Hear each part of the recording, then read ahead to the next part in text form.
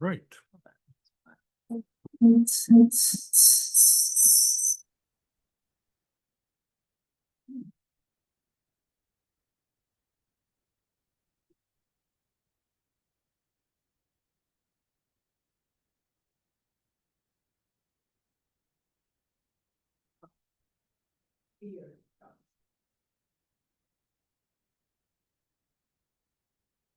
I'll just hand out the documents since it hasn't sent. Sure. And I can put up the plat that you provided, just so that there's something on the screen. Okay. Great, thank you. Thank you.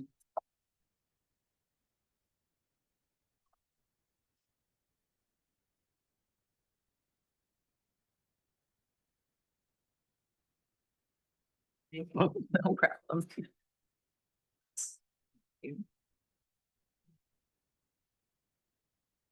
Or again.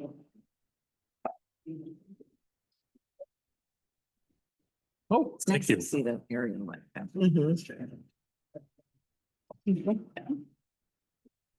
Thanks.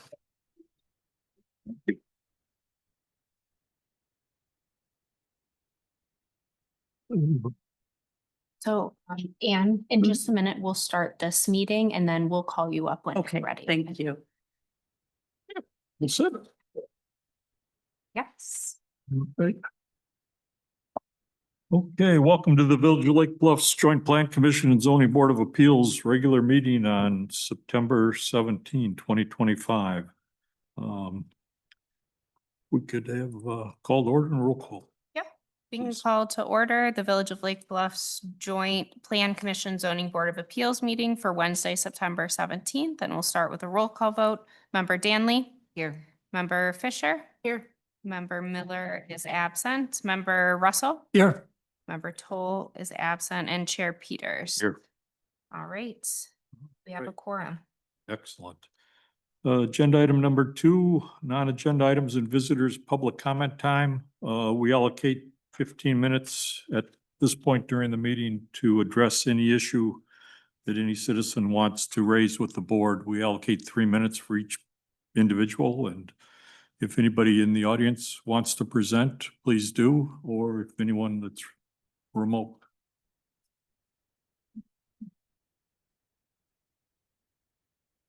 Okay, no one else is remote. All right. Agenda item number 3 is consideration of the August 2025 meeting minutes. I trust that everybody's had a chance to review. Any proposed changes or other revisions?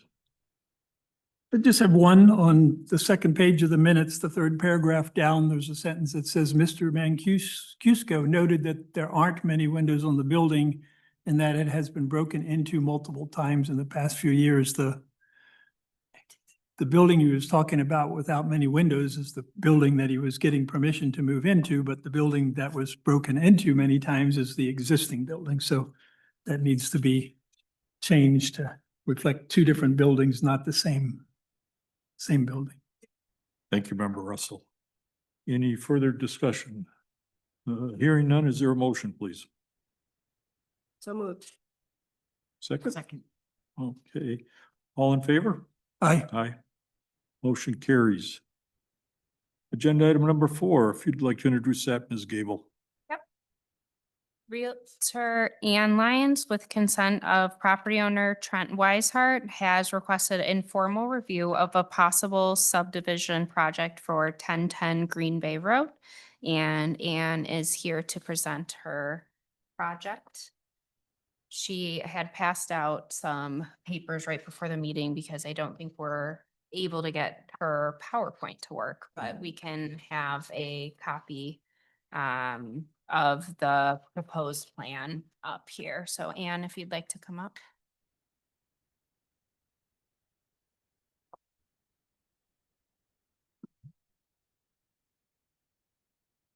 Yeah, if you'd like to identify yourself, state your name for the record, and then proceed. Ann Lyon, and thank you for allowing me the time to present. Certainly. So we're basically writing, trying to develop, you can see from the survey that you have there, and I'll just, show this. Oh, thank you for putting that up. It's currently 8.27 acres, the property. And an interested buyer that I'm presenting this for would like to sell off 2 parcels in the front to the east of the property. When you look at the overall plan, the width of the lot, we're asking for, 1 second. We're asking for relief for the 150-foot lot width and also from the 1010 Green Bay Road frontage. And by using the current drive, widening it a little bit and having a cul-de-sac at the end, it would still give 1010 a feeling of importance because it occurs at the cul-de-sac in line with the main entry to the house. And then the 2 lots would flank the property. The minimum zoning is 1.5 acres, and these lots would be approximately 1.6 acres each, with homes that are in a similar style to the current home that is there, more of a French style architecture, and they'd run about 5,500 to 6,000 square feet. But for preliminary purposes only, this is to get a preliminary read on whether you think this might be possible. In the handout that you have, the third page indicates the property. They're in green, and it also shows parcels to the south that share a property line to 1010 Green Bay. And it appears as something was done similarly years ago in that area. There are currently 5 parcels with a cul-de-sac, as you can see, and that's to the south. And each of those parcels are 1.8 acres, 1.7 acres, 1.4 acres, 1.3 acres, and then this larger long one is actually 3 acres. And then on Belforet, you have the lots that are 0.92 acres, 0.89, and 0.84 that are adjacent to this main property.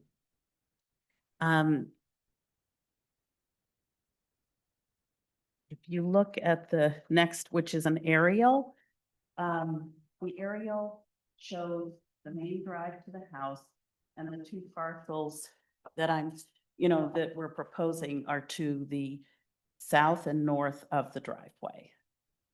And again, approximately 1.6 acres each, with the homes facing the drive. The next photograph shows the home with the land behind. There would still be approximately 5 acres left for the main house, and there would not be any involvement or any sort of access from Belforet being requested with this proposal. The rear yard remains fully intact.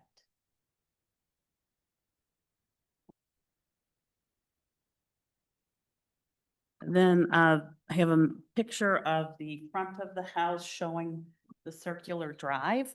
That would line up with the cul-de-sac that you see. So again, it is the main focal point from the entry. So even though right now you really can't see the house from Green Bay as it is because of the landscaping and the privacy of the landscaping that was added, but it still gives a feeling of importance to the historical estate. And then the last picture shows the rear yard, which backs up to Belforet. And again, none of that would be touched. That would still remain part of the estate. What is in the proposal going to, back to the survey that was copied, indicates the setbacks using the current zoning code if you allowed, or would consider a planned residential development. So that's basically what we're presenting to get your read on and get any thoughts on.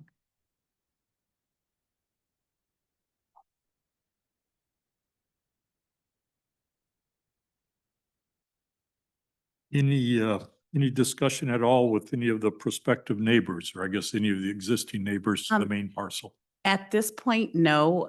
Literally, we met in the morning and I put this together in the afternoon because it was all so rushed. We wanted to try to make this meeting, which I was grateful for.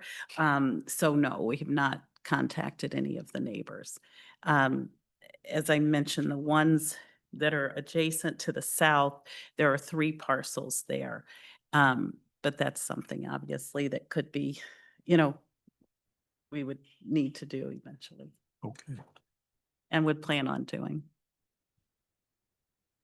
And you're contemplating 2 single-family homes, one on each parcel. Correct. And they would face the drive in, not Green Bay, because the lots aren't wide enough facing Green Bay to have frontage. So they would need to be, the front would face south on one property, north on the other, and they would run lengthwise, parallel to the driveway. Well, I appreciate, I'll just start. I just appreciate the sensitivity that you have because it's a rather significant home that you're not really impeding or going close enough. There's nothing being touched to the back. You're talking about a subdivision just in the 2 properties and we would never allow anything other than 1 home on each lot to be built. I'm still a little unclear on the setbacks though. Or you said there was one that was not as wide. I mean, obviously I see that the 55, and that's why you had to have them sideways. I Right. get that, but can you explain a little bit more on the setback you would be asking Yes. from So Green Bay? yes, so even though Green Bay isn't the front of the home, it's still considered the front yard setback, which would be 50 feet. And the rear yard setback is 30 feet. Mm. So that's what I'm indicating there. And then because it's considered, they're considered corner lots, it's taking the width of the lot and dividing it by 2. So I took the average width and divided that by 2. Obviously, this was very, it's not done by a civil and, an engineer that does this for a No, makes This is sense. very preliminary, but it does give you a rough idea of, and there is room to lay out, to design a home between 5,000 and 6,000 square feet. Oh, thank you, Ms. Stanley. Ms. Fisher? Just a couple questions for both Ann and staff. So on the memo that we had received, it talked about potentially having another lot on the west side of the home. That's no longer, a third lot is no longer. That would only be if this would not be an option, Okay, it would, in place it of. would be, because we thought if you could only do 1 in the back or 2 in the front, it Okay. made almost more sense Got it. to Okay. have the. Okay, and then Clara, I have a question. If we're talking PRD, and my understanding was that requires public benefits, what would public benefits be in this kind of a subdivision? I'm not sure how we address that. Yeah, that just with this being so early hasn't really been worked Okay. out yet.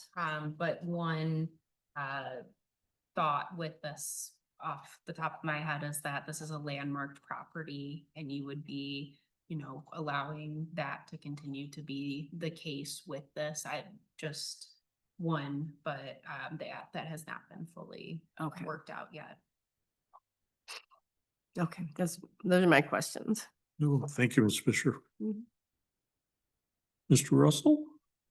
Yeah, from a lot size perspective, I'm not opposed to what you're showing at all. All of the lots in Belforet, 24 of them, they all average slightly under 1 acre, and you're proposing 1.6 acres. The subdivision to the south along Thorn Valley has 6 lots that are all about 1.5 acres. I'm thinking that you have some bad information on the one lot you showed as 3 acres, because it may have the same owner, but the county is still showing that as of this morning as 2 individual recorded lots. Oh, it is. So I think they're Okay. all around 1.5 acres. Okay. One of the issues that does concern me, and I like the idea of just keeping it as a private driveway shared by the 3 homes.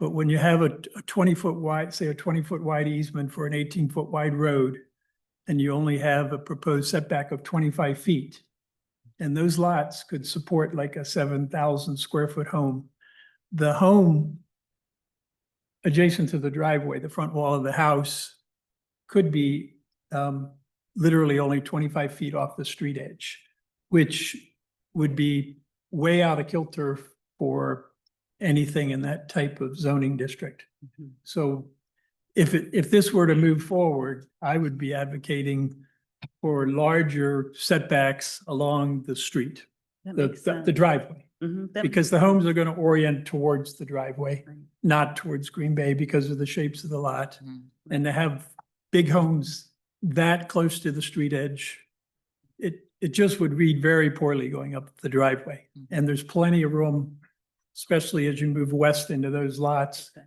to have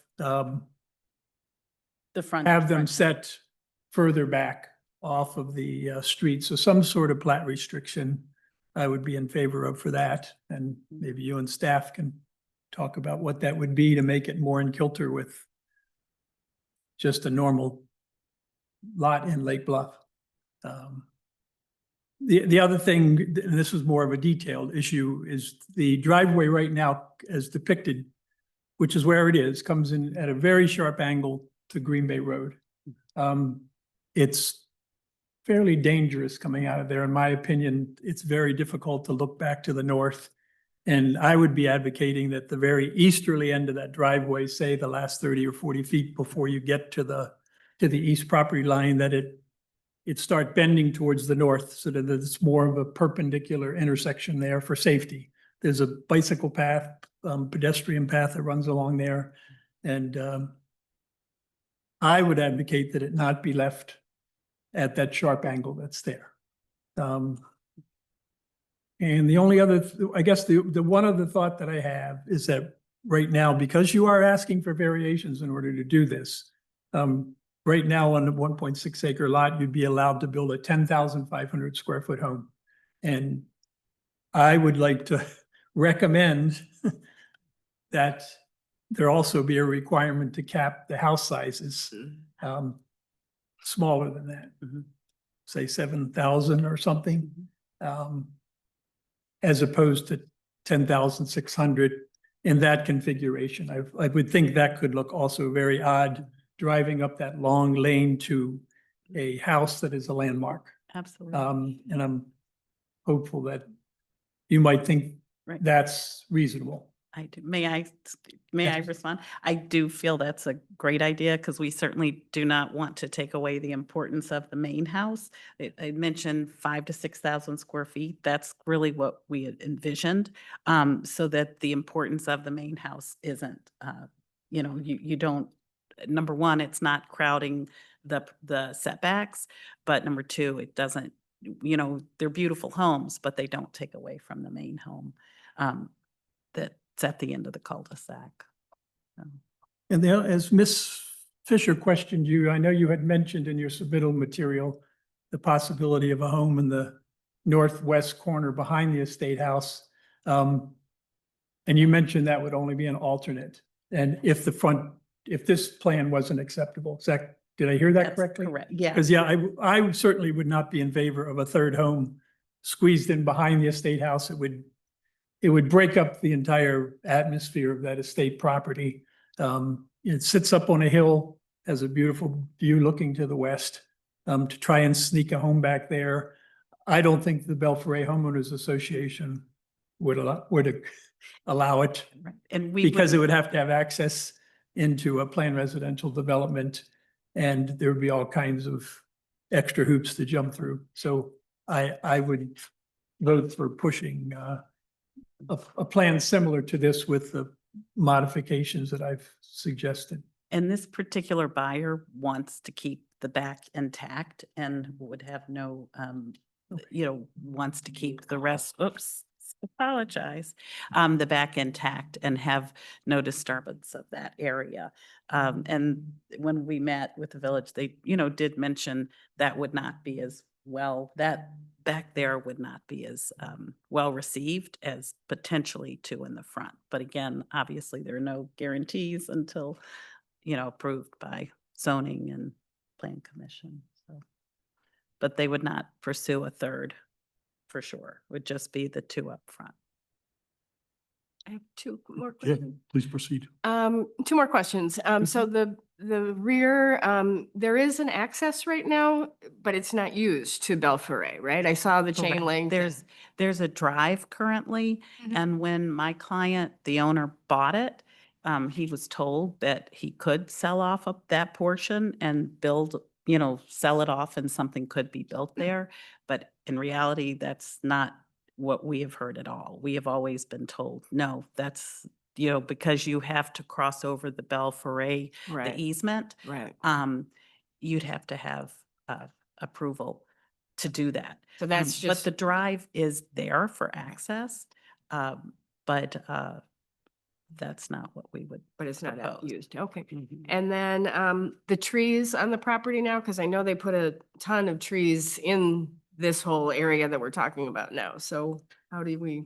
So the majority, there are a lot of trees that divide the front. So if you, on the report.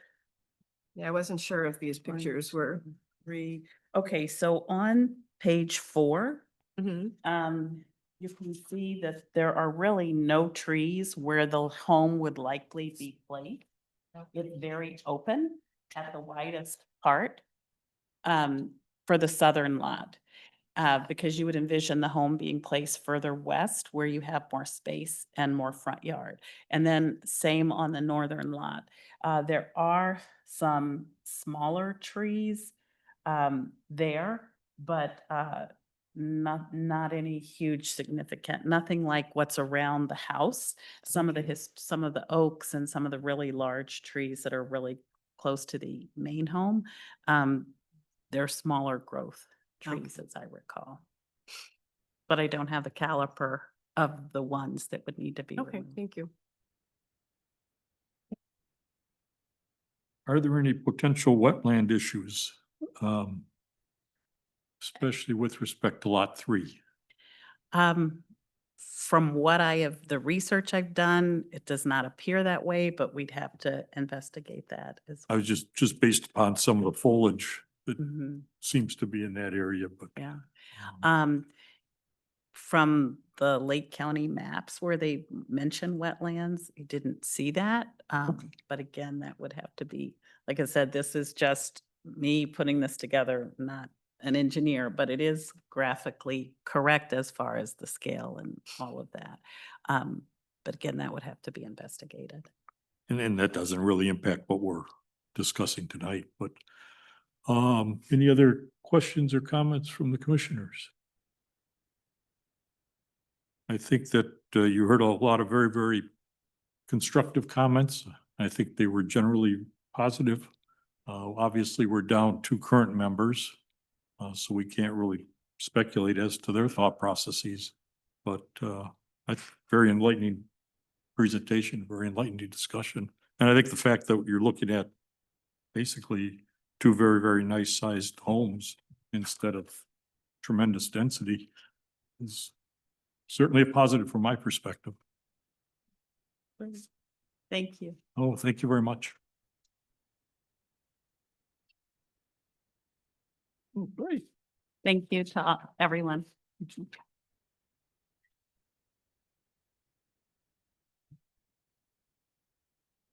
All right, agenda item number 5, Ms. Gable.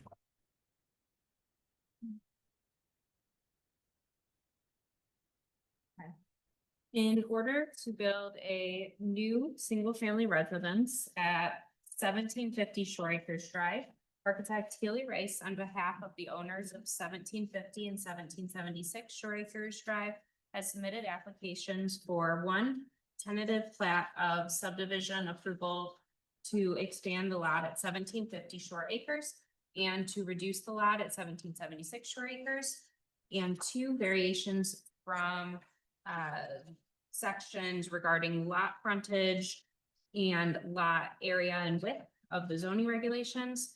As you may recall, these properties have come informally to the PCZBA in February of 2024, after which a text amendment was initiated to allow an exception for adjacent undersized non-conforming lots held in common ownership to not be considered a single zoning lot if separated by a private drive, and came for informal again in July of 2025, where the PCZBA suggested the applicant request to expand the lot at 1750 Shore Acres as requested by the PCZBA. That's what will be considered tonight. And just for procedure, at this meeting, the PCZBA will consider whether to recommend the tentative plat by the village board. The variations should also be considered, as the tentative plat cannot be approved without variations. However, these would not be fully granted until time of approval, final approval by the village board. Okay, if you could raise your right hand and we'll swear you in. Do you solemnly swear to tell the truth, the whole truth, and nothing but the truth? I do. And if you could state your name for the record and then proceed. Sure. I'm Healy Rice. I'm the architect for the project and working with the homeowners, Rob Berner and John O'Donnell, to propose a modification of the existing lot sizes to enable us to build a home on 1750 Shore Acres Drive with the minimal amount of variations requested. The original two lots were 96,000 feet and 11,000 feet, and we're proposing, with your recommendations or suggestions, to expand the 1750 lot in order to build a home that would have satisfactory setbacks, both in the front yard, rear yard, and side yard. And as a result of the oversight or the larger lot size, which would be expanded to 27,327 square feet, the floor area and lot coverage numbers also would be satisfactory. I'm not sure, do you want me to run through each of the standards or? Yeah, I think Best. very briefly go through the standards for variations so we have a good record and Right. we'll go from there. So practical difficulty and hardship, right now that existing 1750 lot is only 11,851 square feet. This zoning district requires a 5-acre minimum. We have verified that none of the lots in this immediate area are 5 acres. Clearly it was done years ago when this was farmland, and prior to when this was annexed into the village. So our expansion would get us to 0.627 acres and then reduce the 1776 lot to just under 2 acres. And both of those are similar in size to other lots in the area. The unique physical conditions, this existing 1750 lot is substantially smaller as it was parceled off of the original 1776 lot, and it's an L shape. So right now it's impossible to build anything on it that would be satisfactory in zoning. It also, the current house that's there is only 6.6 feet from the Shore Acres Drive easement. So it really sits right up on the road, which none of the other homes in the area are.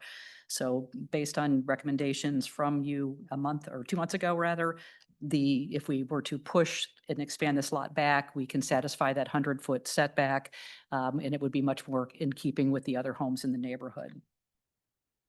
And similarly, the 1776 lot would not be impacted negatively because it is plenty deep to be able to accommodate that 100-foot setback on that lot as well.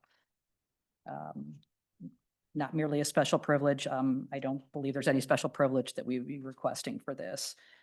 The property is zoned single-family residential, would be continued, or both lots are single-family. Both lots would be continue to be single-family. Public health and safety.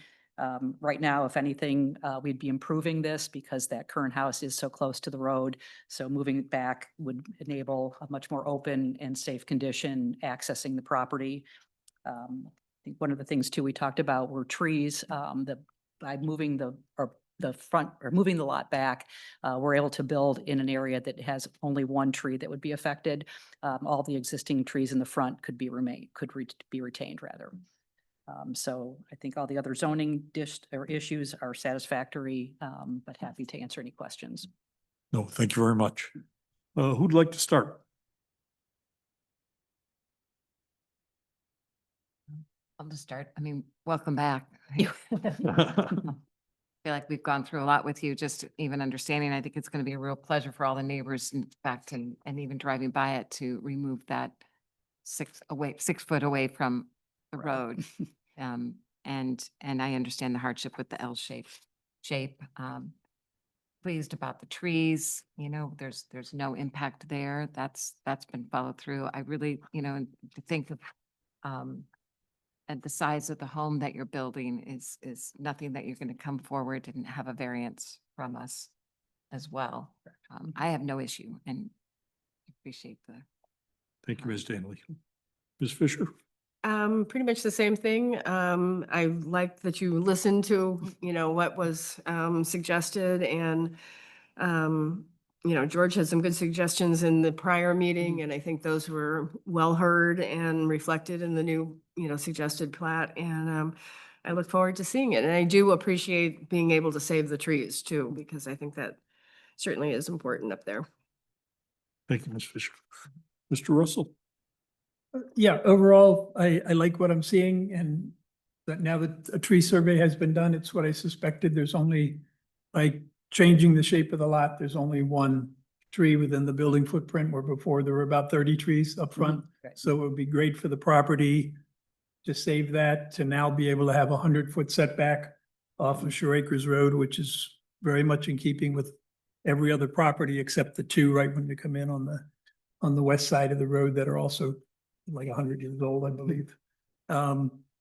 The only suggestions that I would make and advocate that my fellow board members recommend as we move forward to the board is that, when you came to us, you were indicating that your client wanted a relatively small home in the front. I think it was about 2,800. Now, as far as I can tell, there is no house size stated in the packet, but it looks like it's about 3,400 square feet. Correct. Which would still comply with the original lot that you had to work with and which you had a right to build on.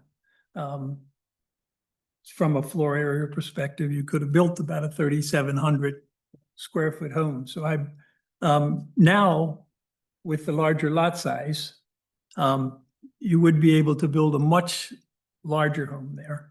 But you're not proposing. But there's nothing in the approval documents right now that says they can't change their mind. So I would like to recommend that there be a plat restriction and approval restriction, that the total square footage be limited to the 3,783 square feet, which is still about 300 feet more than what you're proposing right now for any new home that would go there in the future. The decades fly by quickly for those of us like Gary and I that are long in our years.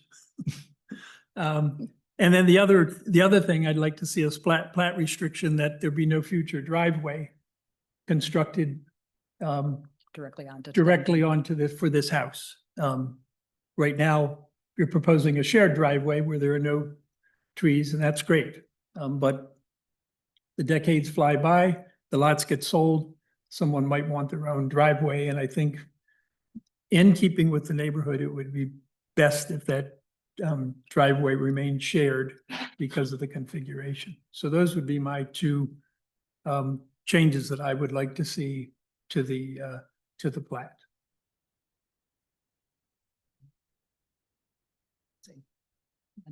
Do you have an issue? I mean, just introduce Warren Silver, who's the attorney helping us Sure. with the subdivision. Yeah, well, if, Does that, I don't think any issues with that. I don't think it, I mean, basically, if somebody wanted to do it, they'd have to come back for a variance, right? To, down. To change it. In 20 years, let's say, so. Yeah, I mean, If- if what yeah, we should swear you in, sir. is Oh. proposed to be built. Sir, I'm sorry. We should swear you in first. Sorry. Yeah. Yeah. Yeah. If you could raise your right hand, you solemnly swear to tell the truth, the whole truth, nothing but the truth? I do. And then if you could state your name for the record and then proceed. Yeah. Thank I'm you. Warren Silver, an attorney with Brown Udell Pomerantz and Del Rahim Limited, acting as counsel to the property owners. Excellent. I don't think we have an objection to that. I mean, it's, as far as, I don't know, does that go to the village board in terms of your recommendations, or do I submit that? I mean, however you want to handle that, it's fine. Well, I think you'd want to check with Rob. With Rob and John, yeah, and right. make right. sure Yeah, we wanna check that the first. property owners were okay with the specific size limit that you mentioned compared to what otherwise could be built. And if they're okay with it, then we would certainly follow that recommendation. If they wanted something that was a bit larger but not maxed out, then we could discuss it with staff and hope we could work something out that would work for everyone. As a recommendation. Yeah, I think that that's a good plan. We're here on tentative approval, so we'll have to come back anyway for Mhm. final. Okay. Approval of the plat. Additional conditions can be placed on those as well. So we can always put these as conditions for this board's recommendation up to the village board. Okay. And see, that's not to say it's set in stone. Like I said, this is a tentative plat approval. We still have to come back for final, so there can be some changes as long as it's not substantial, but I mean, that's. And if we end up talking about something larger than what Mr. Russell suggested and work it out with staff and everyone seems amenable, we could work that in the final plat. Yeah, as long as the board is okay, is the board okay with that moving forward? It'd still be coming back. Yeah, they still have to come back for final. Nothing is getting, locked in today.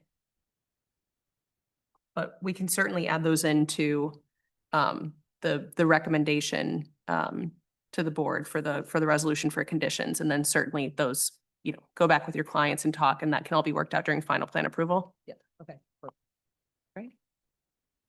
No, I don't have any other questions for you. Obviously, a lot of very, very positive dialogue first time around, and you followed through just as you indicated you would. And I think we've raised some other potential limitations, or at least the one on the size, but if you're comfortable with that, I think we're probably in a position to consider a motion.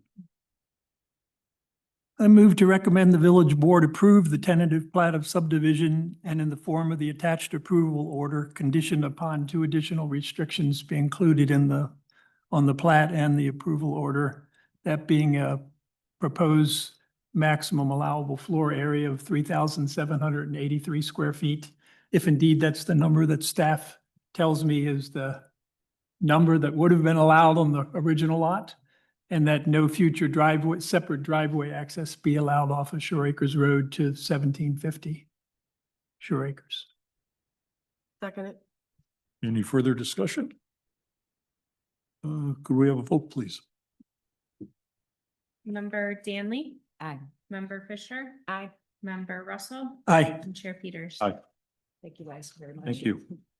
Be back. Next steps, Claire? When is the village board meeting set date wise? We'll talk because Okay. there's still those plat changes that need to be made Okay. before it goes. Okay. We'll be in. Okay, sounds good. Thank you. Thank you. Is it a compound? Okay, agenda item number 6, I guess. At 570 Evanston Avenue, Block 3 LLC seeks a zoning text amendment to allow a planned mixed-use development by special use for properties zoned in the R4 district that are contiguous with the central business district and located at lots 4 and 5 in Block 3 at the northwest corner of Scranton Avenue and Evanston Avenue. 2, a special use permit for a planned mixed-use development with certain modifications. 3, a variation from section 10-15-3 of the zoning regulations to allow a building that exceeds 30 feet in height and 2 stories.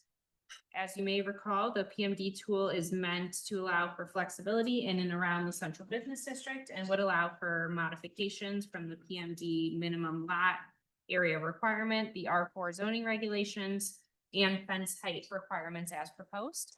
The applicant is in attendance to present their plans, and the PCZBA is a recommending body on this. Yeah, and before we get started, I'd like to see if anybody else present tonight would like to testify, and if so, we'll swear everybody in at the same time. So anyone who wants to testify, please stand, raise your right hand, and we'll swear you in. And that doesn't preclude you from participating later, but in any event, Mr. Dobbins, if you could raise your right hand. You solemnly swear to tell the truth, the whole truth, and nothing but the truth. I do. All right, please identify yourself for the record and please proceed. Okay. I am Tom Dobbins. I am the architect for the project. I happen to live in town as well at 403 Evanston Avenue. So I want to introduce a couple people that are part of the team. Jason Tromley, who you know, who is the landowner. You've seen him here before, but we have 2 new faces here from the civil engineering team. We have Ian Spence and Joe Cogswell here to answer questions on the engineering aspect of the project, which is new information you're seeing for tonight. Yeah. So what you see up there is the eastern elevation. I've put that on the title page, and we'll go through the design briefly tonight. Let's go to the second. So historical concept. We have been here, this is the 4th time I've been in front of you. I don't know how often that happens, but I assume not that very often. We were here twice in a workshop environment, and then we were here on April 16th in a formal capacity in which you unanimously recommended to push us on to the village board. Part of your process in Lake Bluff means we have to come back to all the boards a second time. So we are here for a second time in a formal capacity, asking for your recommendation to approve, I think, the final plan, final design to then go on to the board as well, again. So we have been to the ABR twice in a workshop environment. Why did we do that twice? Because we had a little lag time in between, and I wanted to make sure we took every advantage. So when we got there formally, we were in pretty good shape. So we've been there twice, and I described this as we refined the design to reach a preliminary consensus. So what you're going to see tonight, I feel pretty confident that the ABR at the last workshop, which was just last month, we're pretty comfortable with what we're proposing here. And then the village board, we went to them twice for the preliminary plans. Both times we were unanimously approved. On the second meeting, we were moved to the consent agenda and unanimously approved. So in terms of the historical context, in terms of meetings, that's where we're at. Okay. I'm not going to torture you guys with a lot of the why we're here and so forth that you heard many, many times before, because you've heard it already. So we wouldn't be here if you weren't reasonably supportive of the project already. What is new? So the question is, you haven't seen us for 5 months. What is different today than what you saw on April 16th? So the biggest thing, not the biggest, but one of the big things is Lake Bluff has a new comprehensive plan. You'll recall that some of the conversations in the past were the comprehensive plan did not support conclusively multifamily on block 3 and so forth. I think it's pretty conclusive now, and I've got some slides to back that up, but you guys are intimately familiar with the new comprehensive plan because you approved it. And what we're proposing is almost exactly what the comprehensive plan is asking for. We have some minor design changes. So part of the ABR process, the first round, they thought the Scranton Avenue facade was too busy, too complex. So we simplified that, and that's what you're going to see tonight. We scaled down the chimneys, which is part of the Scranton Avenue facade changes. We changed the brick to limestone. Interestingly enough, I think when we were last here, I had thought the brick to kind of match the Altunian Whitmer building would be a good idea to try to make the entire block a little more integrated. Nobody seemed to think that was a good idea other than me, so we are now proposing limestone instead of brick. There is one minor design change that I didn't list here, but I'll talk about it, is the front porch is now 1 foot closer to the Scranton Avenue property line than it was before. And when we get to those drawings, I'll explain why. We have some very, very minor material changes from what you last saw, but you probably wouldn't even know the difference. We have engineering development. So as part of the requirement to get back in front of you today, we had to do civil engineering drawings. Those were included in your packet, and we can talk about those in whatever detail you would like. But I'm pointing out here drainage. I could have put tree preservation under the engineering development as well, but I think the drainage and tree preservation we'll talk about tonight. I'll talk about it at an architectural level, and if we need to get into more detail, we can. And we prepared photometrics. We'll talk a little about that, but that was presented to the ABR, and they were perfectly satisfied with what we have in mind. Next slide. So this is the block plan. This is exactly the same as what you saw on April 16th, other than the front porch along Scranton Avenue is now 9 feet from the property line instead of 10. That is literally the only difference on this plan. Just to remind you, and again, you all know that there's construction going on now, and everybody asks me, other than the big crane out there, they say that's a big talking point, but Altoonian are using about half of this particular property for staging.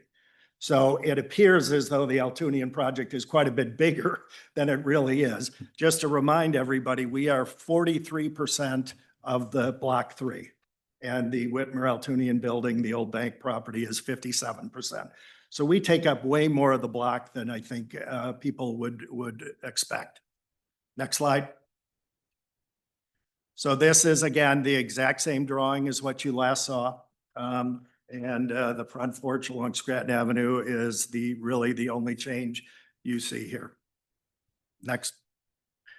So these are revised elevations. The last time you saw, we did not have rendered elevations. We had a 3-dimensional image that was rendered. Tonight, we're not presenting a 3-dimensional image. We're presenting all of the elevations rendered. On the top is the Scranton Avenue elevation, simplified. The ABR liked what they saw here, and I think we're prepared to fully support that. The bottom one is the side elevation, which is the west. And that is pretty much exactly the way you saw it, other than as we got into the design in a little more detail and we refined the materials, that's what you see, but substantially exactly what we proposed before. And in both cases, you can see the limestone instead of the brick. Next slide. So on the top is the Evanston Avenue elevation. Little design refinement here. The limestone portion to the left up there, we put a bay window in there with a trellis to try to soften that. The limestone softened it as well, but the massing is exactly what you saw before. We arched the top of the garage door, all things that the ABR liked and had kind of suggested. And then at the bottom would be the north elevation. Again, pretty much substantially what you saw before rendered. You see the covered porch in the back and the kind of the dormer running across the north side. Again, before you move off of this, you can see on the bottom slide a profile through the building to the west. And again, that is, you're going to be seeing that in real time in a few months, but that is a 30-foot, 5-inch tall wall, 11 feet from the property line going straight up. Very different from what we're proposing, where we have pitched roofs and dormers and all the things that we've talked about in the past. Next slide.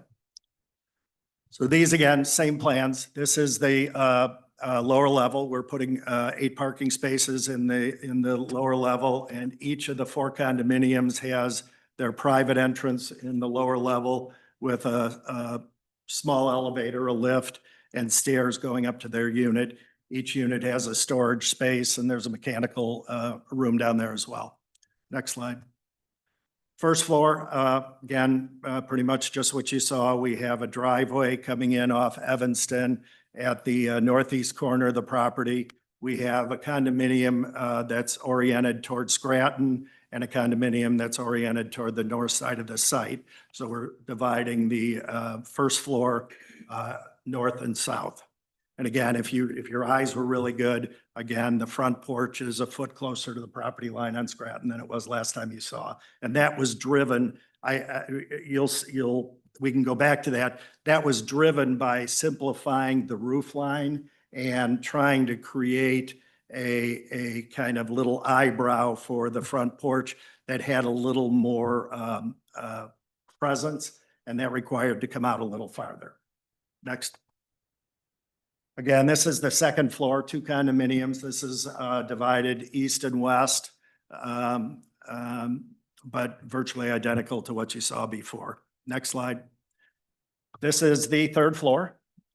This has access with an elevator and the stair going up to a very small third floor level with access to a relatively small roof deck. It's about 14 by 15, oriented along Scranton. So none of the neighbors are to the north or the east are being looked at from the third floor roof decks.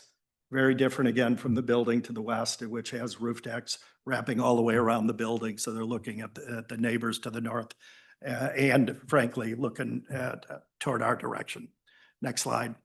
So this is the roof plan. I have some exhibits later on in the presentation suggesting what is going to be over the 30-foot that you've seen before, but we'll show you again. But that is the roof plan. Again, identical other than the 1 foot in the front. Next. Section, again, is a reference drawing. These are schematics still, but they do represent what's going to be built. Just to remind you, over to the kind of the left, you can see the center line. We've put the ridge, the peak of the front roof, directly under the elevator, so it's kind of hidden. And that's really what's driving our need to be a little over 30 feet. We're 34 feet on the front ridge, 31 feet on the back ridge. And again, we'll talk a little more about that in some subsequent exhibits. Next one. And this is a section looking the other way. This is looking north and showing the ramp that's going down. I will remind you, one of the things that we think is very successful about the project is we don't have a ramp going down visible to the outside. So we have a very slight pitch going from the garage door east down to the sidewalk in the street. And then the entire ramp going down is concealed behind the garage door. It's a much better aesthetic that we've talked about several times before. And again, you can see the comparison between the Whitmer-Altunian building to the right and kind of our profile of our building, which we think is quite a bit more transitional, which of course is a requirement. But that wall is a pretty stark wall that close to our property line. But again, that was per zoning. You allowed them a 5-inch variance on that wall. Why they needed 5 inches, I'll never know. But the reality is zoning allowed them to be 10 feet away from our western property line and go up 30 feet tall. On the other hand, their northern setback was 18 feet. So as we talked about, that doesn't seem quite to make sense, but it is what it is. And we did not complain when Altunian and Whitmer proposed their project. Next slide. So this is the landscape plan. It is the same plan you've pretty much seen before. We'll talk about the tree preservation in some detail coming up. But, you know, no question, because of the size of the building and the existing trees, there is not a ton of new landscaping, but it'll all be professionally done and, you know, consistent with this plan for the most part. One thing that did change, and this drawing did not get caught up on this. So last time we were here, we had, and you can see it on this plan, along Scranton Avenue, we had some benches along the sidewalk. That was an idea we thought was a good idea. Nobody else thought it was a good idea, so that has been eliminated as well. Those benches are no longer in the proposed plan, even though the landscape plan did not catch up with that. Next drawing. So this is a new drawing. We're now going to start to get into some new information. This was, of course, in your packet. This is the tree preservation plan. This was prepared by the civil engineering group. And we worked they worked very hard on documenting the trees. Your eyes aren't good enough to see the quality of the trees, but it gives the quality of each tree, saved or not to be saved. But we're saving all of the exact same trees that we told you we were saving before. We have carefully coordinated with the civil engineers and the arborist. Joe is here. Joe is an arborist. We've carefully coordinated with him and Dan Horvat, who is the landscape architect who had done the landscape plan, to do everything we can. We plan to do everything we can to save those trees. There is no professional that's on the team that doesn't think those trees can be saved. Now, we all know that they are a couple of them are relatively close to the building. We are going to root prune them. The recommendation would be to root prune, this late fall, early winter, because the trees are dormant. You root prune them, then you carefully protect the roots that are left exposed. And then when you do the excavation, you carefully shore around that. You don't over dig. And all the professionals think there's a reasonably good chance that those trees will survive. As you all know, you've asked us to do a tree replacement plan. We do not have a tree replacement plan tonight because we thought that that was something as part of the building permit. But we are perfectly prepared to do a tree replacement plan that gets approved by what the language in the ordinance says is the village administrator. But as you know, these condominiums are going to be selling for $2.5 million. The owners want nice landscaping. It's not as though we are going to try to skimp on tree replacement if one of the trees or evergreens die. And we can come back to some of this, but we've worked very hard to we made promises to save the trees, and we've got plans to do a pretty good job in doing that, I think. Next. So we also worked very hard on drainage. And this is just a little portion of the drainage plan. But one of the concerns that most neighbors have on projects of this kind is the drainage. So this shows the drainage on the north side of the property. As you know, we're putting in a underground pipe for stormwater storage, which is a requirement. That's nothing new. But we've worked very hard to make sure all the drainage on the north side of the property stays on the site and gets in the underground pipe. So right now, the natural drainage drains to the property to the north. In fact, there is water from our property that drains north onto Lee and Jean's property. There is a kind of a pervasive drainage northeast that kind of goes to the corner. That's where all the evergreens are. So our drainage concept here is we can't change the grades under the evergreens because if we do, they'll die. So we have to let that remain natural, but we've captured all the other water that you see on the northwest corner and kind of going halfway to the site. So we're actually having less water drain on the neighbors than is currently done now. And of course, we're collecting all the gutters. So the entire building has gutters. So all the gutters will have downspouts and all the downspouts will, of course, drain into the underground storage system. So from an architectural point of view, that's the explanation for those couple drawings. We can get into detail with the engineers if needed. Next. So this is the photometric.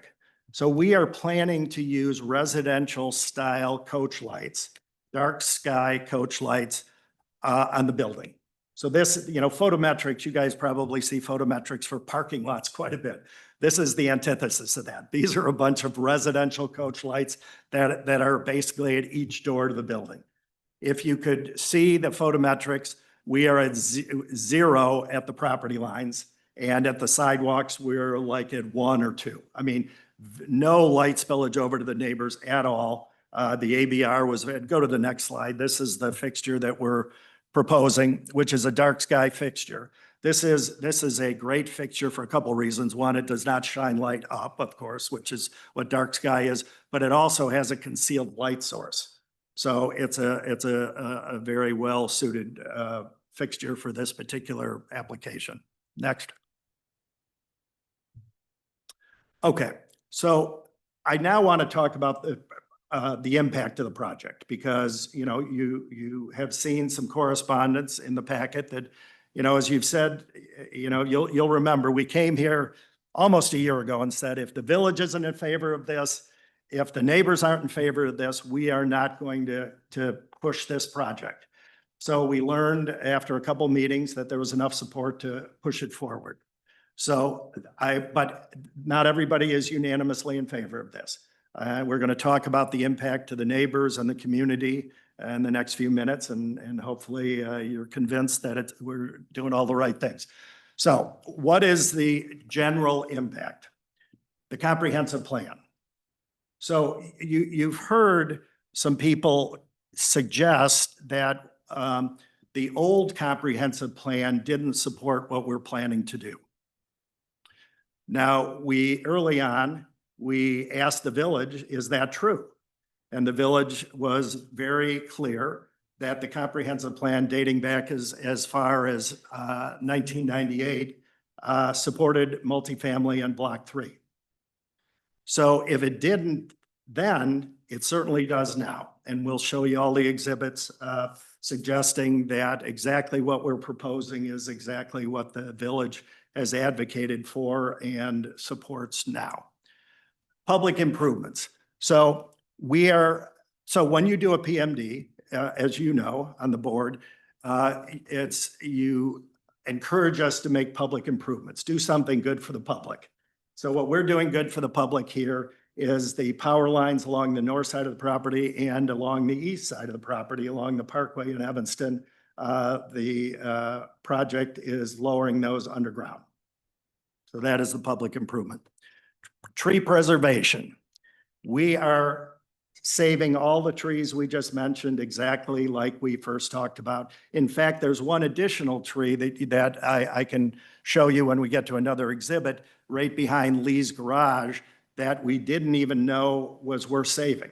It is a deciduous tree, so it will not have leaves in the winter, but during the summer months is very big and full and will provide great screening along with all the evergreens that we've talked at great length about. Village neighbor community support. So again, we were very clear at the very beginning, we weren't going to try to ramrod this project down anybody's throat. And we feel very confident standing up here today after being in front of boards 7 times with basically unanimous support from the boards. And we have support from the same neighbors. I reached out to every one of them before the meeting to make sure I could confidently say that the Morawskis, the Reeses, the Lemieux, and the Kluchkas all support this project.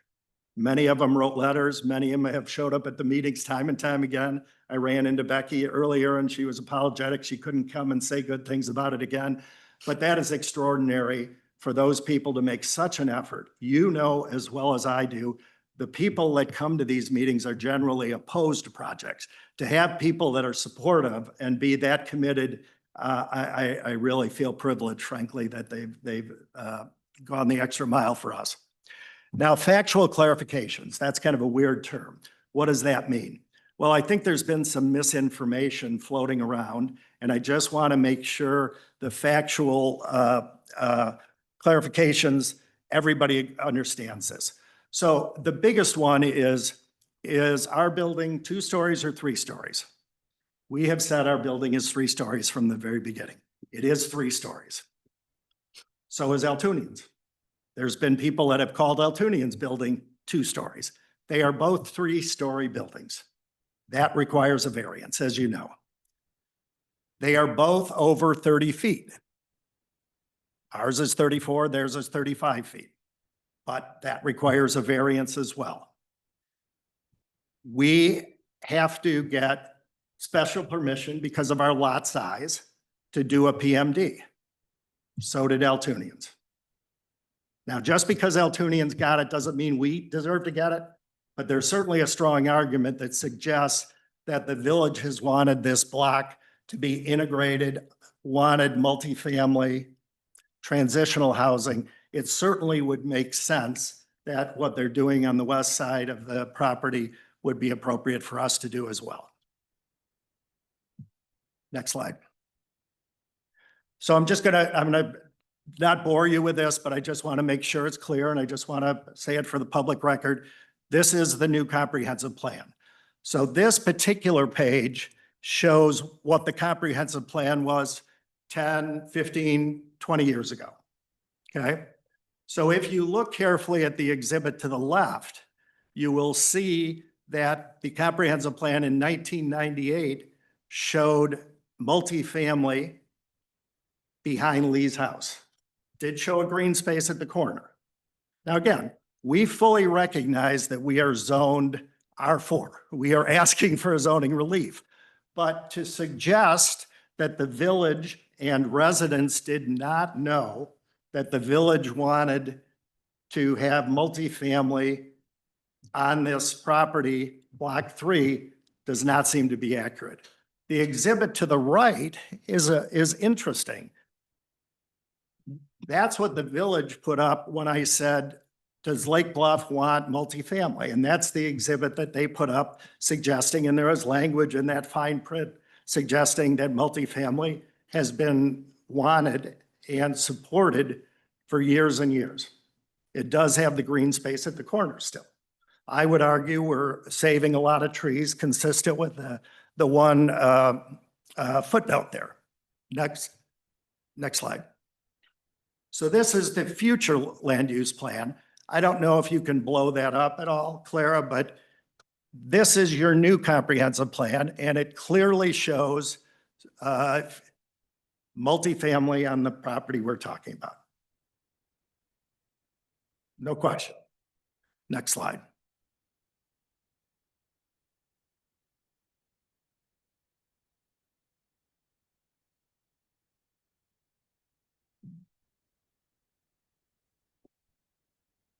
This is an exhibit in the same comprehensive plan, and it shows the central business district going all the way over to Evanston.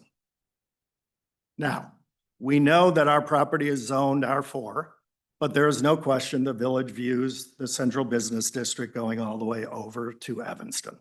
Next slide. Block 3, that's really just for definition purposes. I don't think anybody's disputing that our property is part of Block 3. Next. Okay, very interesting here. If you could read the top paragraph to the right, it basically says what we're proposing is exactly what the comprehensive plan is looking for.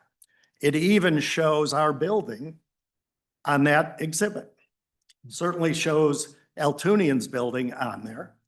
We have a little circle with a 2.5 on it, which means it's a 2.5-story building. I don't know what 2.5 stories is. It really doesn't exist. We are a 3-story building. Part of the 3rd floor, it's only a partial 3rd floor is what the 2.5 means. Altunian should have a 2.5 in their circle as well. We are basically doing the same thing related to zoning relief as they are. Next slide. All right, some specific things, project impact. Most of these you've heard me talk about before, so I'm not going to bore you to death, but frankly, I just wanted on the public record that we think we're doing a pretty good job related to impacting the neighbors. Property values. Our units are going to sell for $2 to $2.5 million, about, I think, what did I say, 50% more than the neighboring single-family homes. There has been some commentary that our project is going to hurt property values. I think this speaks for itself. I don't think it's going to hurt property values. In fact, it'll help property values. The height. Well, we want to be 34 feet. Just to refresh your memory, the single family zoning right now allows 34 feet. So we're going no taller than what we could build a single family home for right now. And what's interesting is we are 48 feet to a ridge line that runs parallel to the north wall, north property line. That's 31 feet. We are 88 feet to the 34-foot high ridge from the north property line. A long way away. There was some commentary suggesting that we were 34 feet across the whole building. Simply not true. Stories, we are 3. We've talked about that. And we are about 800 square feet of third-story square footage. Very small area, just access to the roof deck. Light and vent, you'll see an exhibit in a few minutes. We think the light and vent, by trying to maintain the daylight plane, exceed the daylight plane by quite a bit along the north property line, is important and is not overbearing to the northern neighbors. Privacy, we've got the evergreens along the north.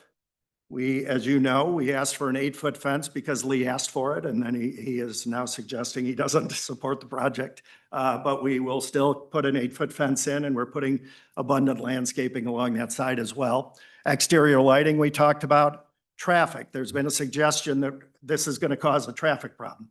Well, the village has waived the traffic study, so I would argue that the village certainly doesn't think there's traffic. We have 4 units, 2 parking places each. If the interested parties are any indication of who's going to buy these, they are probably only in town for 2/3 of the year anyway, so the traffic is going to be quite modest.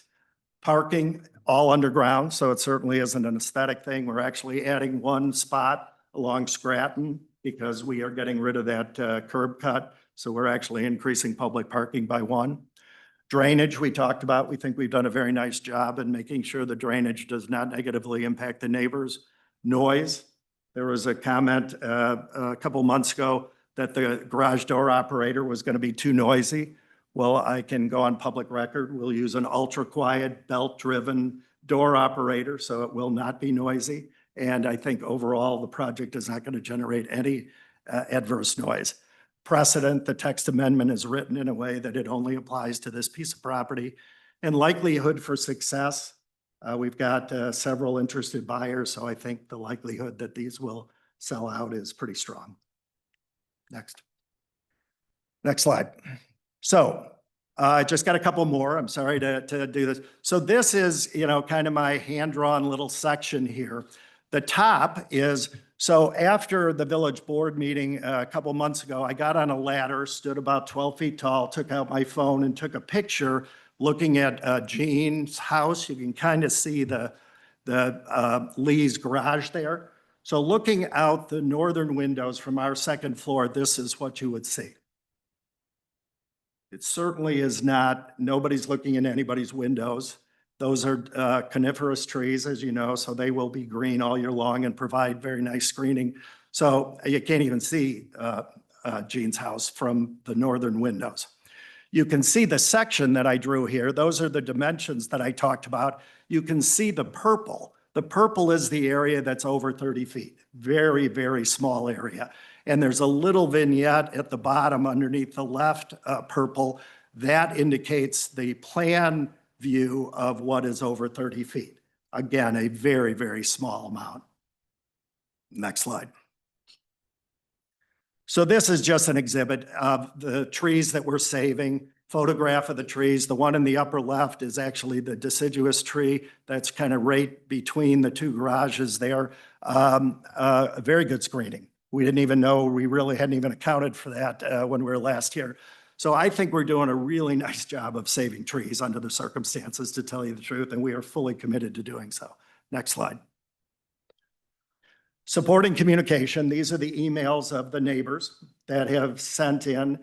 Some came in as recent as yesterday or today. Some are from the last village board meeting, but I checked with every one of them. I've been very careful to keep all of them informed, and they are still supportive. That would, of course, be Morawski's, Reese's, Kluchka's, and Lemieux's. Next. And that does it.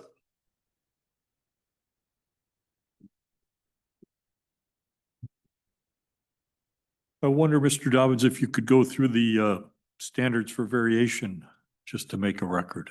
I mean, briefly. We'll Well, incorporate by reference, obviously, your submissions, but if you just wanted to make a record quickly or.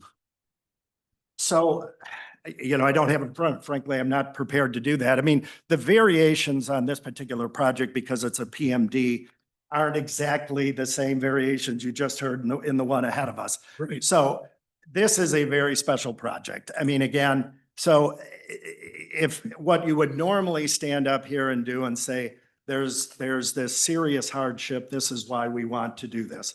I certainly think there's hardship because when the Altunian project was approved and is getting built, that particular design and the wall that's so tall is an enormous hardship on a single-family house.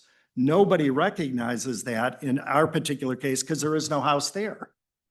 If there was a 10-foot setback to the north, all of those neighbors would have been up in arms on that. So that would be the hardship for that.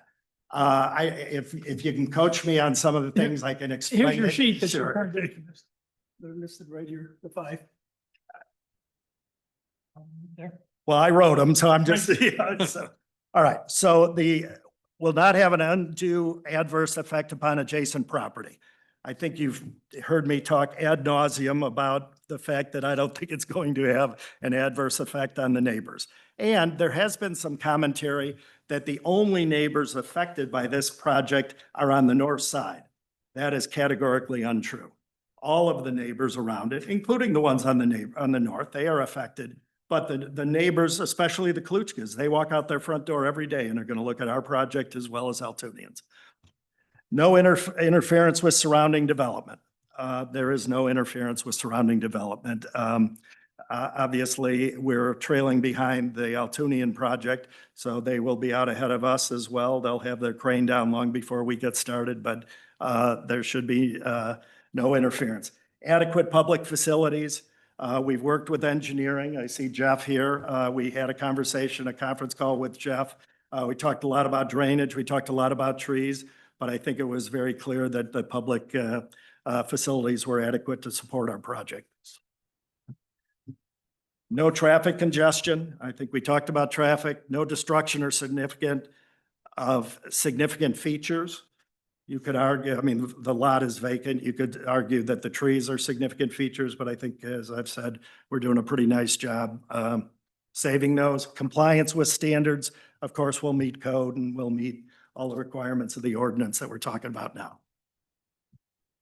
That do it? That does it. Thank you. Appreciate it. Many questions from the commissioners?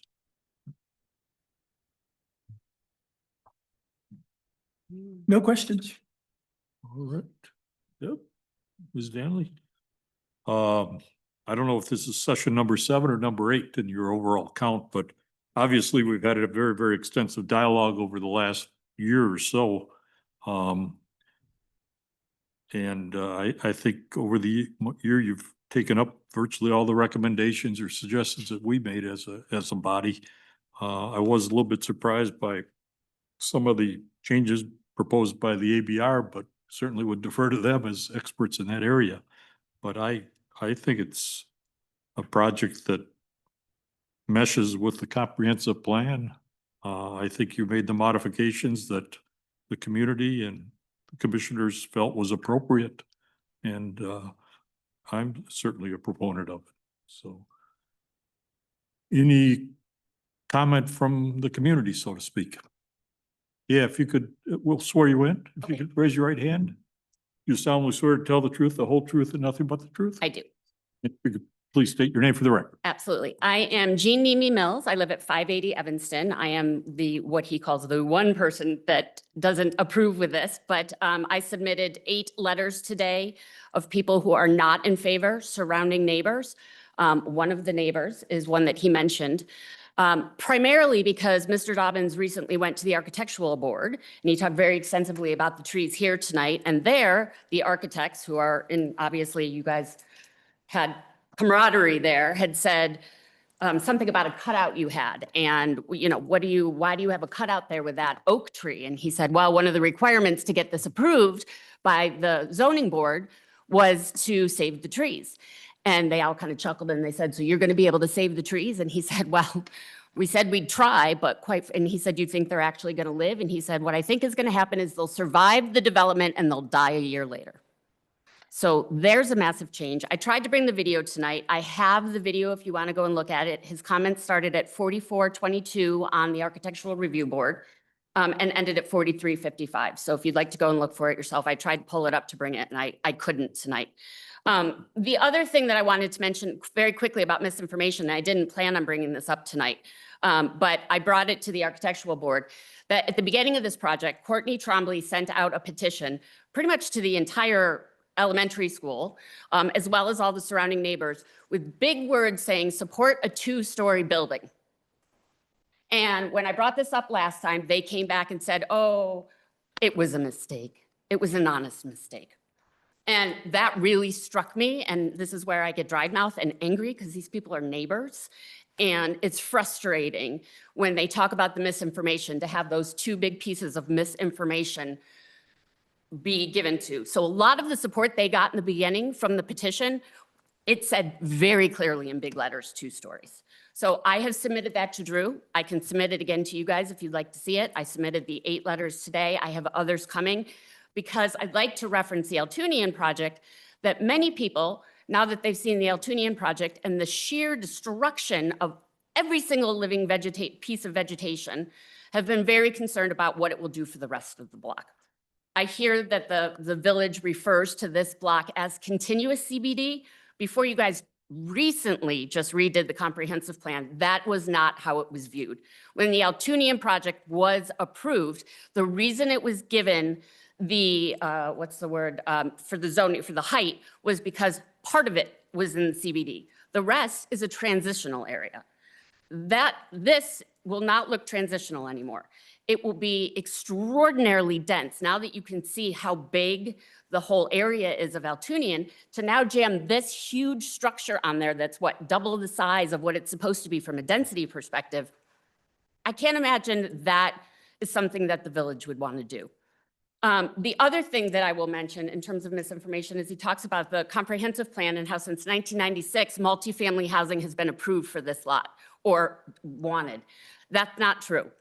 He showed some of the maps. If you go back and you look at the old comprehensive plan, it talked about many different areas in the community where it would be better to have multifamily housing than on this unit, or excuse me, on this plot.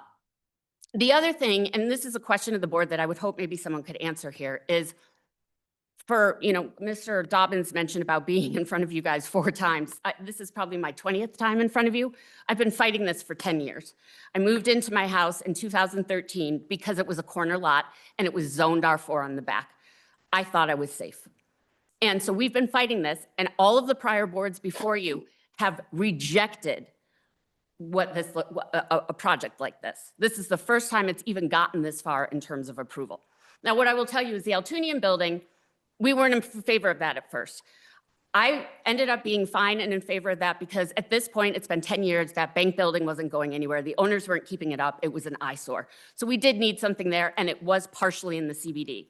If you jam this huge structure in, that transitional area is completely gone. The driveway for this condominium project is right next to my driveway. I feel like that really needs to be addressed. Why would it be on a residential street where there are children biking through every day to go to school? It's a very heavy walked and biked area right there. And to jam another driveway in between that and the stop sign doesn't make a ton of sense to me. And it definitely, I would believe, will lower my property value. To have a condominium with 8 and okay, we're gonna have a quiet garage door. I mean, that's probably gonna be a fairly heavy garage door going up and down. You're gonna be able to hear people coming in and out. That's my backyard. The other thing that I'm wanting to ask the board is why, now that we've got the Eltunian building in and you've gotten units, multifamily units, why do we need 4 more? What do 4 more actually do for the village? And that's actually a question for you guys to answer.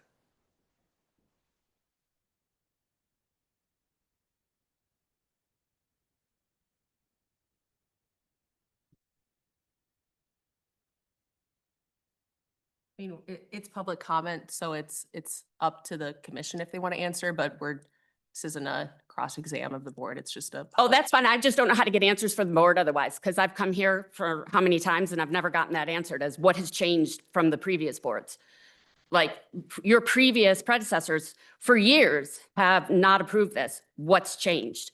Well, I think in retrospect, there was a petition a few years ago that gained quite a bit of traction. And as I was looking over some notes, I think it was for 20 units possibly on the two parcels combined. So, No, it wasn't 20, I don't believe, but we. well, I we- don't know. It's whatever the record reflects. Yeah. But We'll double check it. obviously you're dealing with considerably less density than was quite aggressively presented back then. It But- wasn't about the density then, it was the height. No one wanted that height going into the residential area. So you're giving it again to the 35 feet. Well, we're not going to get into a verbal altercation. So that's fine. All right. So you answered, and even just the non-answer is an answer, I think, for the record. So that's good. And There we'll really we'll isn't a give you- benefit to the give you town. One more minute, Mrs. Nemi. Okay, so there is no benefit to the town, is what many people feel. For 4 properties, you've got the 8 next door, so we've required that. We've now got all this other area in town where we could go and do multifamily, do it at 1010 Green Bay. There's plenty of room there, and you wouldn't be backing up against neighbors the way you are now. And so I am just curious as to why one community member is being benefited over another, when that hasn't been the case for the last 10 years. And that's how it feels right now, particularly that I'm getting cut off. The other thing I would like to mention is. Now you're down to 30 seconds. I like this. The new comprehensive plan, yeah. So the trees really, I think I would like Mr. Dobbins to come back up and address why he said they will die within a year and if he still believes that's true 2 weeks later. All right. Thank you very much. The extra 37. You're most certainly welcome. Any further discussion among the commissioners? Any further comment by Mr. Dobbins?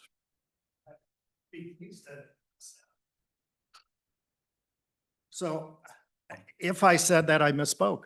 Oh my God, just like Courtney. But what I'd like to do is ask the arborist to come up and tell you how hard we're working to save those and how confident he is that they can be saved in spite of what I apparently said at the ABR. You have heard me say we're saving those and we're going to make a good faith effort to do so. But I think the arborist would be a better judge of that. Sure. We'll swear you in when you get up and we're glad to hear from you. Yeah, if you could raise your right hand, please. Do you solemnly swear to tell the truth, the whole truth, and nothing but the truth, sir? I do. And state your name for the record. My name's Joseph Cogswell, and I'm a certified arborist. My passion is trees. I've done a lot of development in relation to existing trees, also with best practices for the ANZA 300 standards for tree preservation during construction. The tree preservation plan we've developed encompasses limiting construction access to the west side of the property, providing a tree protection fence around the entire extent of the landscape area that's not to be impacted by utilities or other improvement projects. As Tom Dobbins mentioned earlier, we intend to proactively root prune the trees along the foundation during the winter time, which is the correct time to prune oak trees, including the roots. That also will let the tree continue to grow additional roots within the area that's not impacted. In the spring, when a canopy flushes out, it'll compensate. It'll provide additional energy into more root growth proactively than having a full flush out canopy and then suddenly you're severing roots.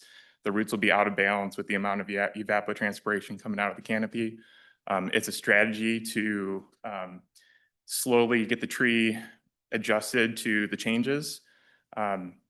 Also, additionally, on the tree preservation plan, we intend to keep minimum 12 feet away from the closest oak tree to the foundation. There's a case study at within Milwaukee and the University of Wisconsin where they did linear trenching to existing trees. And they studied the impacts of the trees. It didn't matter what type or species it was. They literally trenched 4 feet down on one side of the tree and they found no adverse effect up until 12 feet. I feel confidently as an arborist and pragmatically performing construction in relation to existing trees that 12 feet's the number I would not want to go anywhere closer to if the intent is to over excavate and sever those roots. The key to keeping trees alive is trying to limit compaction, limit excavation within the tree root area, adding soil onto the roots. So part of my recommendations to the landscape plan would be to add some additional limestone landscape blocks to hold grade back up against the house and limit the amount of soil being added onto the root plate of the trees. And I think that's all I have at the top of my head currently. No, thank you very much. Any questions for? Oh, thank you. Did you observe the crown of the oak, the mature oak trees on the site? And do you suspect any type of current disease affecting those trees? Because they seem to be most of them seem to be exhibiting a condition seems to be somewhat prevalent, and many of them are mature trees in the village where there's a dieback that starts on the mature oaks, and it seems to be starting at the top and literally killing the tree from the top down. Did you? All my observations were made from the ground. No observations were made from the air. There were multiple oak species out there. There was white oak and red oak. My observations of the white oak, which are the trees adjacent to near the property development, actual building development, were white oaks. The trees around the perimeter of the lot were red oaks, from what I recall. The difference between red and white oaks is red oaks have open cell structure. They're more subject to fungal disease. White oaks have closed cell structure and have less chance of fungal disease. Completely speculative. I suspect there's a fungal disease going on with the red oaks that are out there. And that's completely speculative without any scientific analysis or other observations. My recommendations were for crown cleaning, and at that time to have the arborist that's performing that work do an aerial observation to get a better sense of the condition of the canopy at the top and see what they could do to proactively prune those dead branches out and have the tree heal itself through the compartmentalization of decay in the tree. So when the root pruning is done, there will be a crown cleaning at the same time? We didn't talk about that, but the winter is the correct time for pruning. Because I would encourage you to go out there and stand back and look at the crown of the trees. Regardless of this project, there are a lot of, and you're not assigned to look at all the trees in the village, but there are many, many mature oak trees in the village that are many more at a higher rate are dying from the top down than I've ever seen in the 35 years I've lived in the village. And several of the trees on that corner lot seem to be exhibiting the same pattern.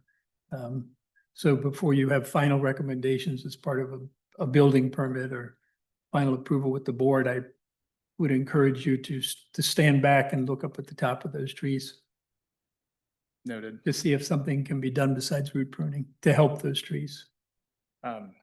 I did make observations of all the trees, including the canopies. There's a description on the tree preservation and inventory plan with the notes made. I also have photographs of every tree that was out there.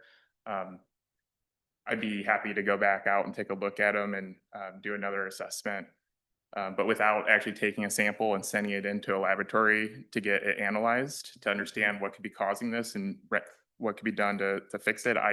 My hands are kind of tied behind my back, and that'd be the next step I'd be recommending. And really that'd be taking a sample from the declined area from the other arborists performing the work, sending it into a lab and getting it analyzed.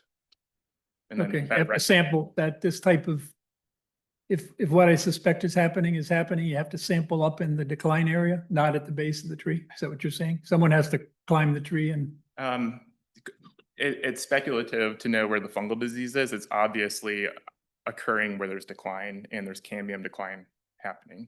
So the living tissue is actually dying. And so that's where I'd be inclined to go just first see what's going on up there and see if there's any observations of fungal disease.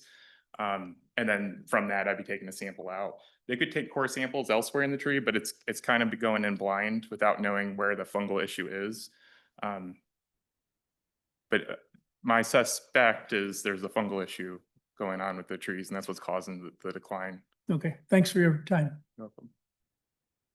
Can that be quite easily treated?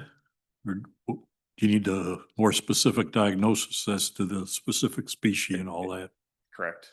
Okay. Thank you.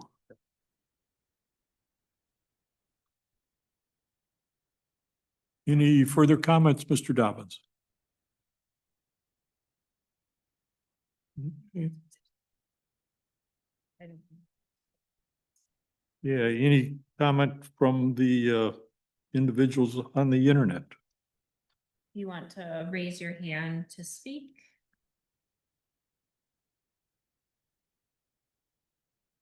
No, hearing nothing. Okay, any further discussion among the commissioners? I didn't have any questions, but I just like to make a couple comments that I'm generally still in favor of the plan overall. It's in compliance with what was a fully vetted, approved tentative plan that was approved unanimously by our board and unanimously by the village board. The project is now in compliance with the newly approved comp plan. The majority of the immediate neighbors, not all, but the majority of the very immediate neighbors support the project. So it's not overwhelming opposition by any means like it was with the much larger projects that were proposed for this property. Those older projects didn't have any underground parking at all. And now between the two projects, we've got 26 or 27 underground spaces where we told it couldn't even be done 8 or 9 years ago. So the impact to parking at the west end of our CBD is minimal. The height variations that are needed are what I would classify as de minimis because they're small triangular areas at the very tops of the buildings. And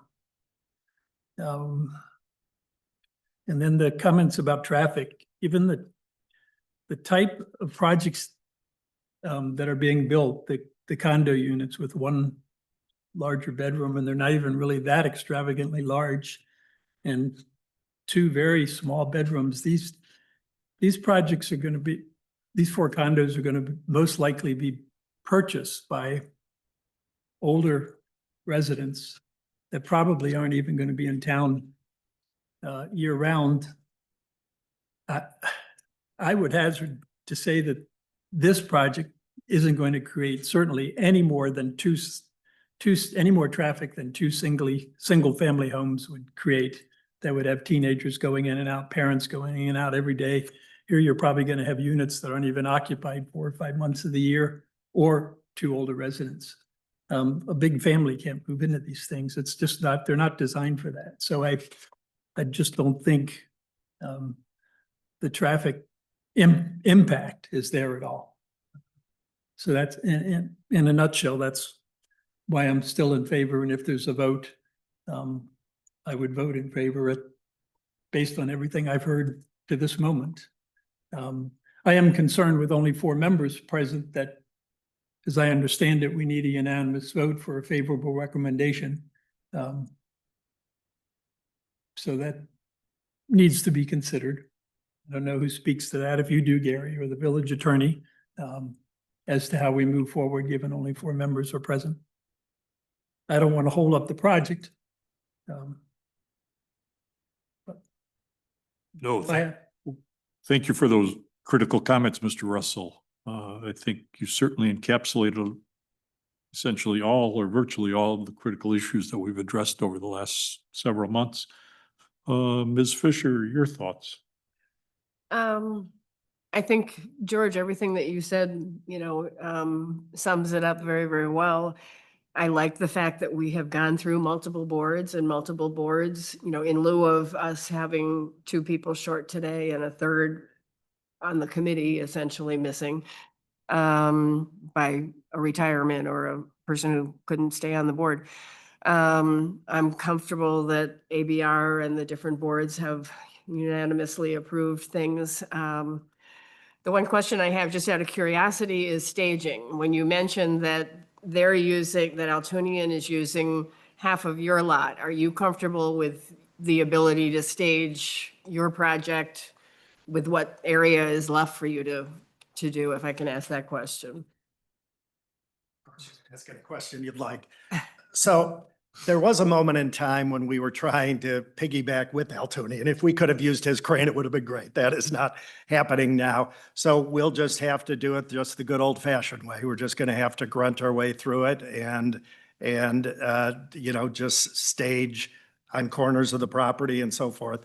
It's, you've heard me say it's a Swiss watch. The building's a bit of a Swiss watch, but the whole logistics of doing it, I mean, we're going to have to be carefully choose a general contractor who can navigate those. But yeah, we're confident that it can be done for sure. Okay. So to be clear, Tom, if you receive a building permit, and I don't know how long it would take to do, if you get approval from the village board, what is your time estimate before you'd actually apply for a permit? And then I'm assuming you're months and months away from actually getting a building permit still. From today? Yes. Yeah, I mean, we do have a schedule. Jason's up here, so for a change, I'll let Jason say a few things. He can address that, but I can certainly. So to drive at Ms. Fisher's question down, if you get a building permit within 3 months and Altunian's crane is still parked there, are they obligated to vacate your site? Because if you're going to save all those trees on the east side of the lot or Oh. attempt to, you need to do everything from the west side. Yeah, You got to come in from the southwest corner. Jason, we'll swear you in and then you can, do you solemnly swear to tell the truth, the whole truth, and nothing but the truth, sir? I do. And then state your name for the record and then please respond to Mr. Jason Russell. Conway, 206 East Scranton. Thank you. First off, I'm allowing the Altunian project to stage in our lot as again, a continued source of karma, like being a good neighbor, haven't asked for anything from them. I'm sure there'd be some sort of remuneration if I were. It's in the spirit of let's do the best thing for Lake Bluff, for his property and mine. That's why that's going on now. How that's going to affect me and how I'm going to stage, I don't know exactly now. That's up to the GC. We will, of course, take into all considerations of the least impact as possible on the neighbors, on the town, on the village. And I'm sure, projects have been built in towns. They know how to do it. What that is, I'm not the expert on. The GC would be able to do it. Maybe Tom, you do know how that happens. But I want to make sure it's clear that we're allowing Altunian to use ours in the spirit of making this block as best it can for everyone. And we're going to do what we can to make it least impactful on everybody else. So he is obligated, if you say I've got a permit, I want to go, he's got to get everything off of your lot so that you can use it access from the way. Okay, that's really all I wanted. We'll have a discussion about the best way Not going to come back to the village and say, oh, we've got a written agreement and we need to run everything through the trees for 6 months. No. We'll work out what's best for everyone. Yeah, Thank you. thank you, Jason. Ms. Danley? Everything's been well said, but I think there's a few hardships that you've had to face with our community in that, saying that it's 3 stories, but really, you only have 800 square feet, those triangles that are 3 stories. And I think we need to just have that, be reminded of everyone that that's really what you're doing. And in order to have that ridge line and the elevator and it all to work. The hardship also is that looks like there's a park that's owned by the park district and it's always been a residential and to be built that way. And our comprehensive plan has made that available to you. And I think it's a lovely outcome with only 4, I repeat, 4 units. No, thank you, Ms. Danley. And I would echo the comments of the various commissioners. Obviously, this project has been vetted very, very aggressively through 3 or 4 reviewing bodies. And we've had multiple public hearings. We've had multiple discussions. There's been an excellent dialogue, I think, between the petitioner and the community. Various modifications have been made based upon some of the neighbors, primarily to the north. My recollection is that the height parallels what the maximum height is under R4, and you've tapered that roof line and everything else. I'm confident that if the petition or if the project is approved, that it's going to be a tremendously positive benefit to the community and without increasing density, so to speak. And like George and others have said, the bulk of the owners quite possibly will only be here 6 or 7 months out of the year. And so there's not going to be a tremendous traffic impact or any significant impact other than that. So I'm also a proponent of it. Thank you. Barring any further discussion. Could we ask, Courtney, could you go through for us, what the outcomes of the different votes would be? If it's 4-0, that's, I understand it goes forward with a positive recommendation, but if we make a motion to approve and the vote is 3-1, then the vote fails, correct? If it's 3-1, the recommendation by the board would be a failure in the sense. It's not necessarily denying the project, it's just failure to recommend approval. The village board can still consider it because again, this is a recommending body. So it would still go to the village board and it would be up to them whether or not to grant final approval, but this recommendation would be counted as recommending against. It would be count. So then it would require a supermajority vote at the village board if the vote here is 3-1, Correct. It would require a higher vote at the village board. Yep. and it would be 5 votes Yes. out of 7. Okay.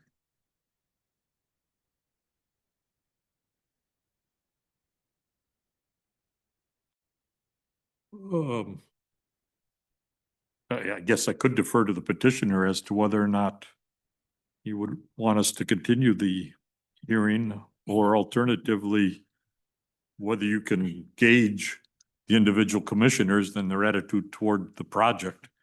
I can't comment any further. Jason, please.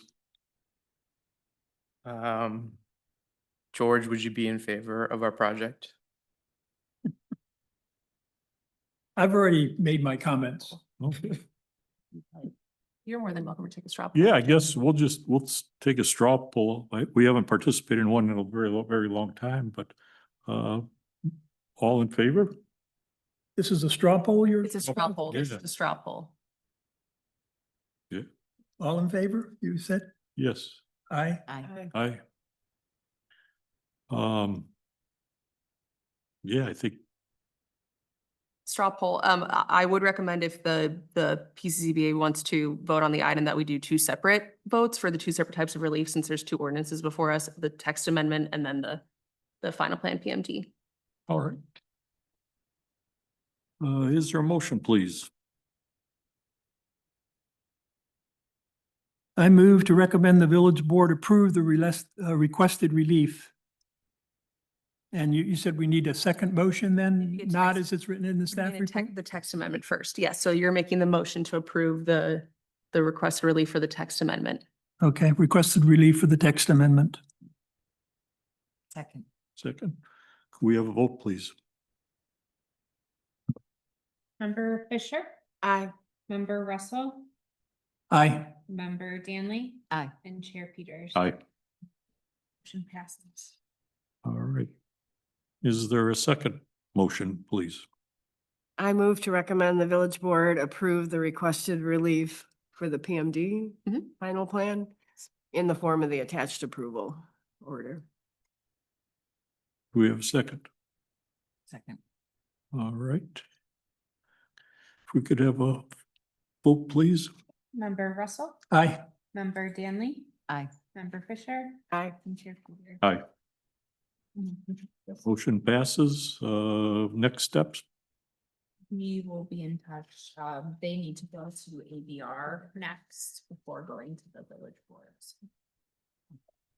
No, and I guess just on behalf of the commissioners, we do appreciate, the thoroughness, the professionalism, the ability to communicate with the various boards and with the community on this very important project. But I think it's going to be a tremendous benefit to the community as we go forward. So thank you very much.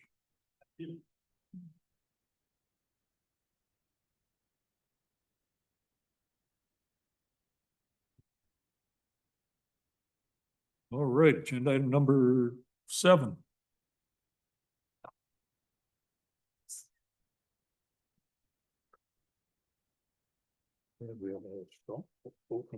Straw poll. Taking it back. For staff report, we do have one public hearing scheduled for next month already. Our deadline is at the end of the week, so it's always possible to add more.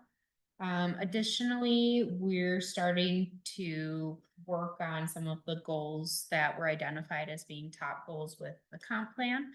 And so we will be working again with TESCA on specifically the R5 district regulations and updating those.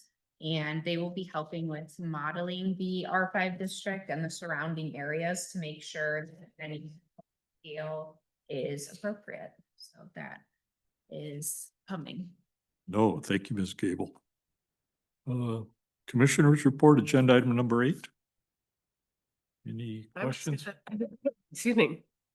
I'm just gonna add that recently we approved a screen porch on a house on the corner of Center and Moffett. And that's just driving around town recently. It seems to be on my path. I pass it a lot and it's finished now. And I think it looks great and it's being lived in and everything. So that's kind of interesting to see in a short span of time, essentially a project that was approved and now is looking like a good addition to the neighborhood there. Yeah, and it's in a rather visible Mhm. area, so to speak. Exactly. That's great. Oh, no questions from myself, Ms. Gable. Any other discussion? Any word on Stonebridge? No. Not a peep. All right. Agenda item number 9, motion to adjourn. So moved. Second, Second? all in favor? Aye. Aye. Oh, thank you very much for another very productive meeting.